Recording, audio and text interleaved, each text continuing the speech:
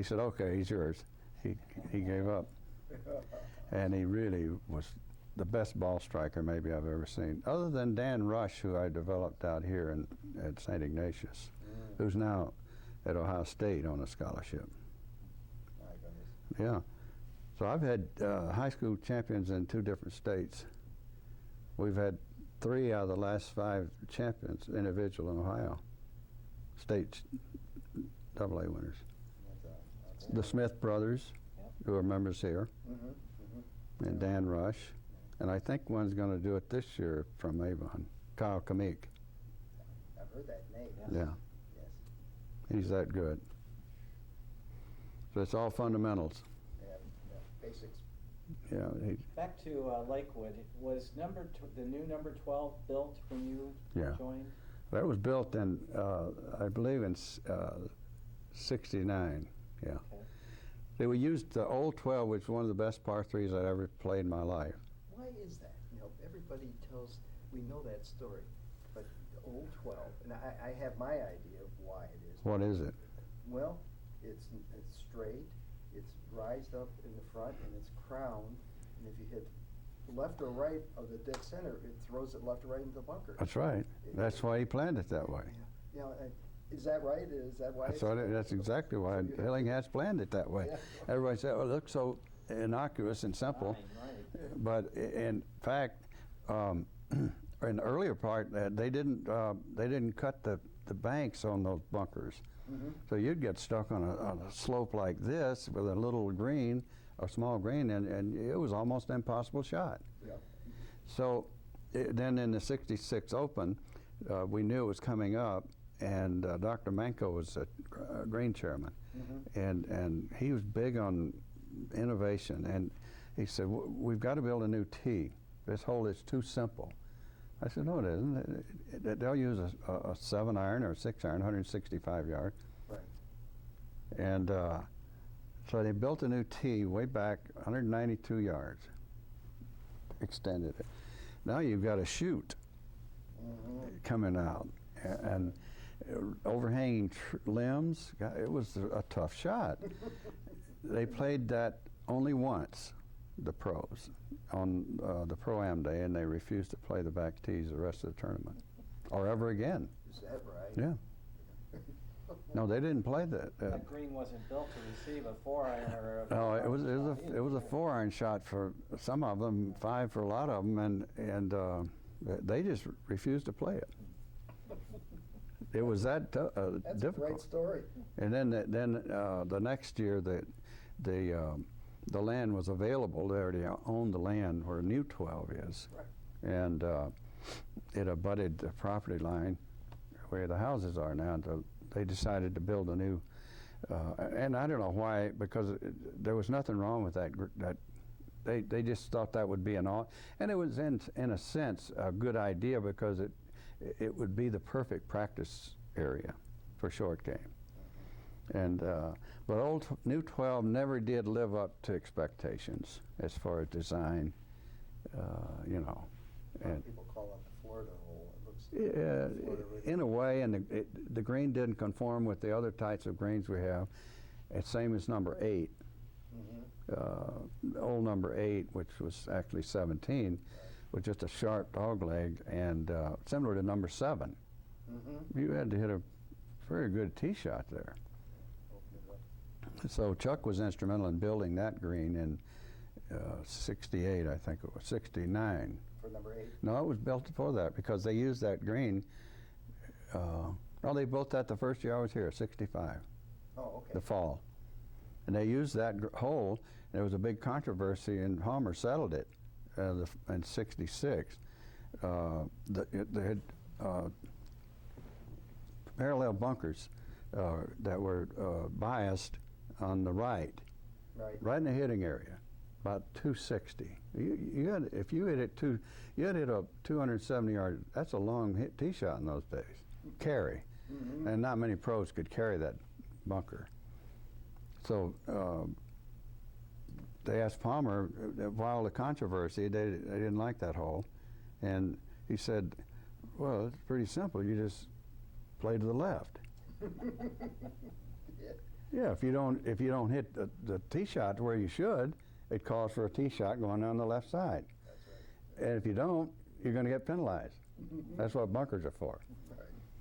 He said, well, what about the guys that carry the bunker? And it was all rough. Well, they did exceed to cut that so it be kind of fairway height. Okay. So they have a chance. But it was kind of funny how architecture and then playing the game kind of commingle, and they mix in there. And it's like number 16. Yeah, that they never would use that back tee. No, it was what, 152 or something like that. The pros would? Yeah. I said, well, actually, the 118-yard shot's harder for that little target because you tend to guide it a little bit. You don't swing at it. But, and What is your favorite hole out here? Your personal favorite? I don't know if I would say I had a favorite hole. There's several of them, but I probably 17. You know, Right. 16 is not a favorite because they built it for another reason. If you see those old pictures, the way it was designed with the stone fronting, you know, Right. but I don't know if I'd say 14 would be a very unique type hole, you know. In fact, Boris, the first time he played it with his friend Jack McGowan, who's a good player, of course, he played the tour, and another fellow that played with us was a long hitter.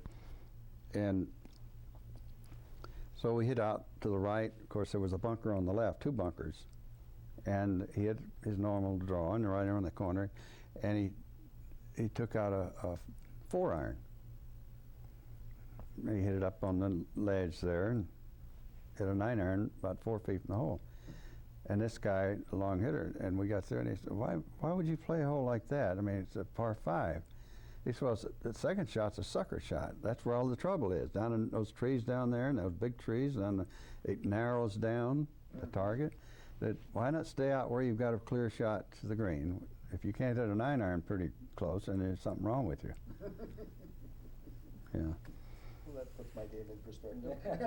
Yeah. So that was. I don't know. I always liked 7. I always liked 7. It's because it required a precision tee shot and a good second shot. Nice. We had a pro-am here one time, not a pro-am, a pro tournament, or local pros. And Frank Wharton was the pro at Portage Country Club. And he was a good player. He played the tour, and he was a very fine guy. And he had some difficulties putting at times, but a wonderful ball striker. And he played behind me this day, and this was before the redesigned number 6. That was the old flat green. Oh yeah, it tapered away from it. And he birdied the first, second, third, fourth, and he got to number 5, and we played 225.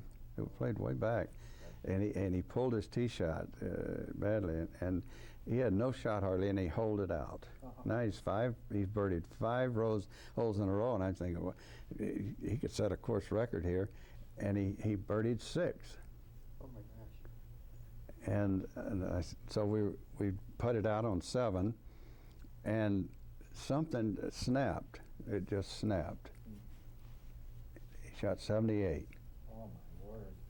That's unbelievable. He 6-putted number 7. He hit it in 2. He just kept going back and forth from about this far. It was pitiful to watch. After a guy 6-putted, after a guy had birdied the first 6 holes, he 6-putted. Now he's back to even. On one green. On 7, yeah. He was a little bit above, and on his second shot, it was a great shot, you know, 6 feet, and he just kept going back and forth. And I don't know whether he kept thinking, well, if I didn't birdie this one, I don't have a chance. And it just got to him, you know. Just hit it too hard every time. Oh my gosh. Pitiful. Well, we're at about 5 minutes left Okay. on this tape, so I want to ask you just a couple quick questions. What's your lowest round out here? I had, well, it was 65, actually. It could have been 64, except for a questionable ruling in our group. I was playing with a bunch of pros, our good friends of mine, and we had some money going on, 18. Right. And I was 7 under, and I hit a pretty good drive, but it kicked just a little right toward the creek, and it was in the fall. It was in October, and a lot of leaves had gathered and blown into the creek area, and so it wasn't in the water, it wasn't in the bank, and we found the ball, and there was a given, general local leaf rule. Right, You drop it off in the rough. Well, they didn't go for that. They didn't think it wasn't written. They said, no, you got to play it. So I bogeyed that, so I didn't. But it was fun.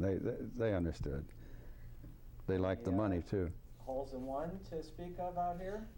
I've never had a hole in one. Never.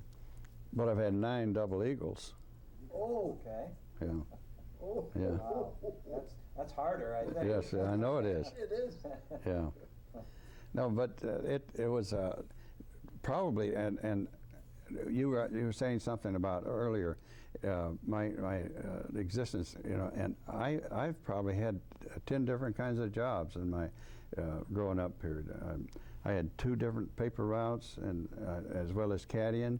I went to college. I had worked 3 jobs, selling shoes and picking up laundry and delivering it in the dorms, and I was at the same time a sports writer for the Jackson Daily News, and so on. Pretty diverse background. Well, one of the little-known facts about Millsaps College, as well as highly rated as it is it was called, it had to have comprehensive exams. There are only about 5 schools left, Davidson in North Carolina, and some in Williams College and so on, all liberal arts schools. In your senior year, you had to take a 6-hour written exam covering all 4 years of your major subject. And the next day, you had a 6-hour oral exam of all 4 years from a panel of professors, and that was tough. Yeah. Yeah, that was tough going. Nobody ever knew if they were going to make it. Right. And that's just to get a degree. Yeah. Well, looking back on your tenure out here, Jerry, you were the head professional for almost 30 years, I Yeah. believe. What are you most proud of in that time? The fact that I survived. That's true. Well, you think about it. I had a 1-year contract for 27 years. That's not easy. And then after 1 year, after that year, I got a 3-year and lasted 1 year. That's kind of a paradox, but. Yeah, right. It goes the other way. Where's the logic in that, Yeah. right? Well, anyway, no, I met so many wonderful people here. It just, and everywhere you go, even after I left here and teach full time at West Pines, just marvelous people you run into, and it's just a matter of who, somebody said one time, if you're going to have a friend, you got to be a friend, and that's the way you have to deal with people. No matter, we had people when I first came here who didn't have much money but belonged. It was not a very expensive place. Right. You could get in for $100. Some of those guys, and they really couldn't afford to be quote country club members, but they were nice people and they worked hard. And then as more fluency occurred and the club expanded, it became more difficult. And dealing with the any kind of whether it be in the public sector or resort, because in Florida we were kind of semi-resort, although it was private. We had a lot of guest play and some parties. But it was an entrepreneurship for Mr. Jones. He was the only owner, designer and owner. And it was wonderful having one boss, Yeah, right. as long as you got along with the boss. But no, he said, here it is, you run it. That was Carl Ridge. Best way, unless I hear some adverse comments, I'll ever call you. And he didn't. But I enjoyed the challenge of, being at Lakewood. I learned a lot, and I matured a little bit, and I learned, how to deal with people. Right. If you don't, you're out in the cold.